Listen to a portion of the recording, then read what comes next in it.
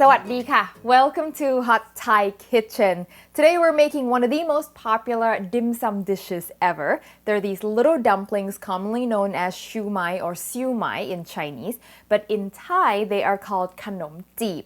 Now kanom is snack and jeeb means pleats and it's referring to the little pleats that form on the wrapper around the dumplings. Now even though this is a Chinese dish originally, it's so popular in Thailand now, and when we make them, we add our own little flair and flavor to them. So let's get started.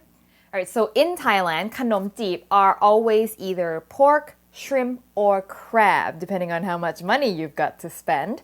So today we're gonna make a shrimp version. However, if we make a shrimp or a crab version, there's always a little bit of pork mixed into it as well because pork does add a nice flavor and the fat helps with the texture in general. So what I've got here is some ground pork and also some shrimp meat, which I'm going to grind up in a little bit. They don't sell ground shrimp, unfortunately. And I've also got a little extra shrimp here that I have cut up into small pieces. This is my own little trick because then you get little chunks of shrimp as you chew and it also looks nicer. So I am going to grind the shrimp in my food processor.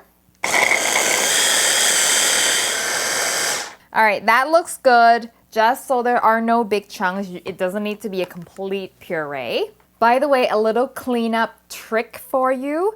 If you've got pureed shrimp or ground pork or whatever stuck in your food processor, don't wash it with hot water, okay? Rinse it off first with cold water. If you wash it with hot water, it'll cook the meat and then it's really stuck to it. But if you rinse it first with cold water, it'll come off really easily. I've learned that the hard way. Okay, I'm just gonna put the ground pork in here. So here's the part where it gets a little Thai. I'm gonna add some garlic and white peppercorns and pound that into a paste. And you may have noticed by now that whenever I deal with sort of ground meat mixture, garlic and white peppercorns are always in it. So I'm just getting that to be really, really fine.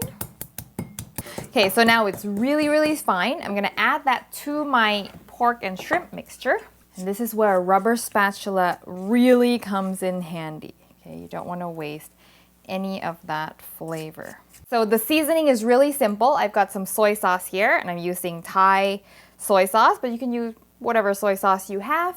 And also some fish sauce. I love fish sauce in siumai. And this is, I guess, the part where it really gets Thai. A little bit of sesame oil, toasted sesame oil. And this is the Chinese part. We don't use sesame oil much in Thai cuisine. And when we do, it's usually a Chinese influence. A little bit of sugar just to balance out the saltiness. I like to add an egg. Now, some recipes don't call for an egg. Some do. I just find that if you do, then you get a more, tender dumpling at the end. Cornstarch. And the cornstarch is just going to help absorb the liquid that is in there to make sure it's not too runny. And also, I think it helps with the texture, once again, a little sort of bounciness. I'm going to mash all this up, and I'm going to do it with my hands. So I'm going to get some gloves on. Get really ready for this. And it's gonna look really runny at first. Don't worry, it will thicken up. All right, see how much firmer it is now, where it was really soupy before, where now it'll actually hold its shape. So I'm just gonna keep going a little bit more. I know it can get even stickier. It's sort of like kneading bread dough. I feel like there's something going on where the more you work it, the stickier it becomes. All right, that looks good to me. It's nice and sticky and smooth. So now I'm going to add all the stuff that I don't want to mash, so the chunkier stuff. So the shrimp meat that we were talking about before. And also I'm going to add some diced jicama. Now this is something that's very commonly done in Thailand. And jicama, if you are not familiar with what that is, it's a root vegetable. And I've got a half of one to show you here. So if it were whole, it would look kind of like this. It's got a texture very similar to daikon. It's crunchy and juicy, sort of like apples or radishes. It may have started out as a way to bulk up, so it's cheaper, you don't have to put as much pork. This is great in salads, by the way. You cut them up into little sticks, really crunchy, refreshing stuff. So that's getting added in. I'm also gonna add some green onions. I believe that is it, and now I'm just gonna give this a stir. And I actually like to add jicama because it helps almost lighten the texture of it. Because if it's all meat, then it can be quite heavy. But when you've got some vegetables in there, then it's not so heavy. Then you can eat more of them. All right, time to wrap, my least favorite part of this whole process, but that's okay. It goes faster than skewering. Okay, so I'm using wonton wrappers, but I'm going to cut the corners off a little bit because otherwise they're just gonna stick up. If you can get round ones, those will work better.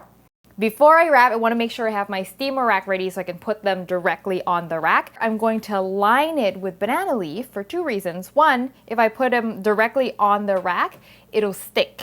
So if you're not going to line it with banana leaf, make sure you oil the rack. And two, when banana leaves are steamed with the dumplings, they infuse a really nice, subtle, foresty aroma into the dumplings, which I love. So, you don't have to, but if you've got some laying around and they freeze really well. So I'm going to show you how I do it, but see what feels comfortable for you. You don't have to do it exactly how I do. It took me a few different ways to figure out what's the best thing to do.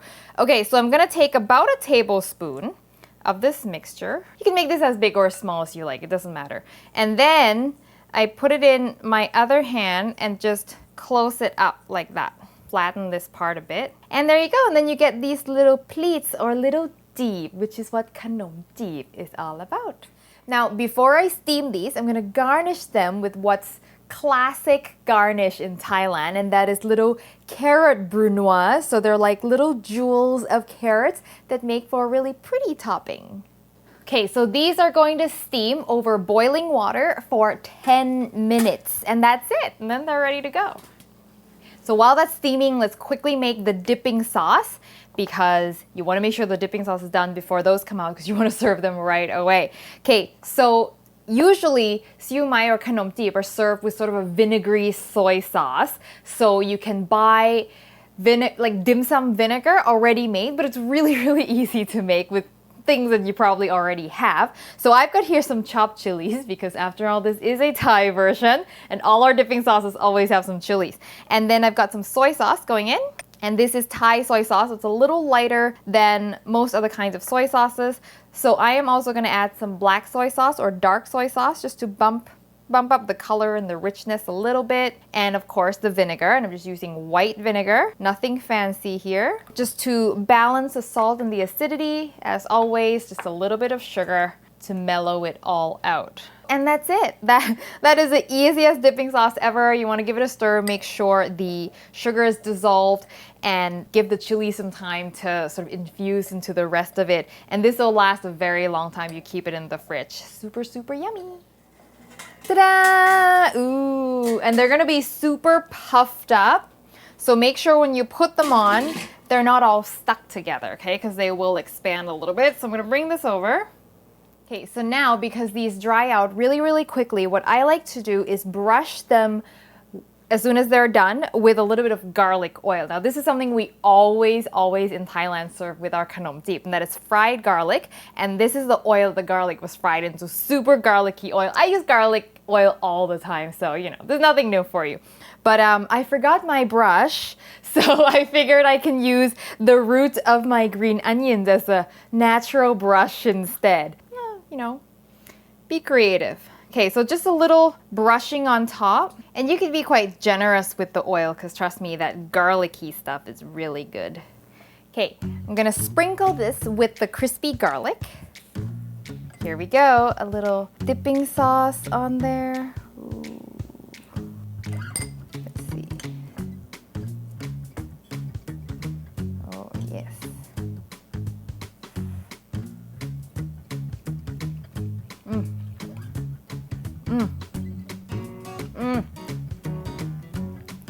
I have to say, I have a favorite dim sum place in Vancouver, and this is better than theirs. It's true. Maybe it's just because I'm Thai, so this is a flavor I really like.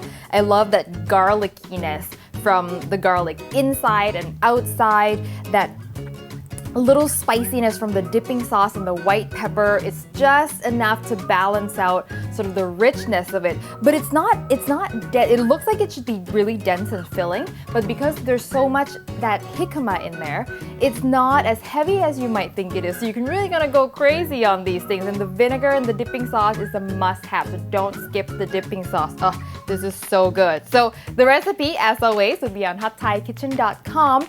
When you make it, send me a photo on Facebook, Twitter, or Instagram. And if you haven't subscribed to the show, you can do so right here. And please excuse me, I'm gonna go, so I'll see you next time for your next delicious Thai meal.